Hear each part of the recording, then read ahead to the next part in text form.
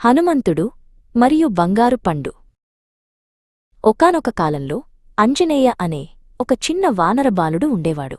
అతను చాలా శక్తివంతుడు మరియు ఎప్పుడూ కొంటె పనులు చేస్తూ ఉత్సాహంగా అడవిలో గెంతుతూ ఉండేవాడు.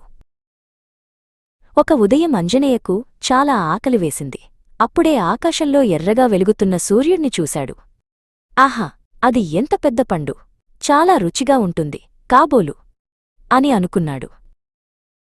ఆ పండును ఎలాగైనా తినాలని అంజనేయ ఒక్క ఉదుటున ఆకాశంలోకి ఎగిరాడు. తన బలమంతా ఉపయోగించి మేఘాలను దాటుకుంటూ పైకి దూసుకుపోయాడు. అంజనేయ సూర్యుడికి దగ్గరవుతున్న కొద్దీ వేడి పెరుగుతోంది.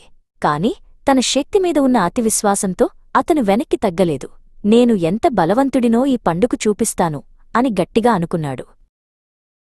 ఆకాశంలో ప్రకాశిస్తున్న సూర్యదేవుడు ఈ చిన్న బాలుడి సాహసాన్ని చూసి ఆశ్చర్యపోయాడు.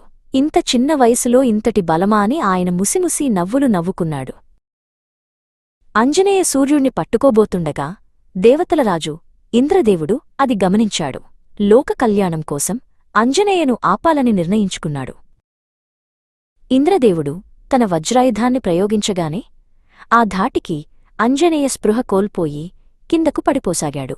అప్పుడు వాయుదేవుడు పరుగున వచ్చి తన కుమారుణ్ణి రక్షించుకున్నాడు. దేవతలందరూ అక్కడకు చేరుకున్నారు. అంజనేయకు స్పృహ వచ్చిన తరువాత ఇంద్రదేవుడు ఇలా అన్నాడు.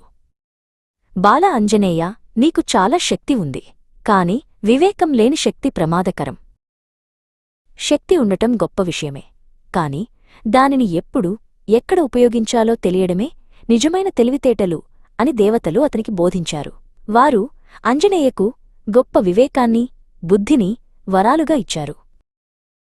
ఆ రోజు నుండి అంజనేయ కేవలం బలవంతుడిగానే కాకుండా ఎంతో తెలివైనవాడిగా కూడా పేరు తెచ్చుకున్నాడు. బలం మరియు వివేకం కలిసి ఉంటేనే ఏదైనా సాధించవచ్చని అతను గ్రహించాడు.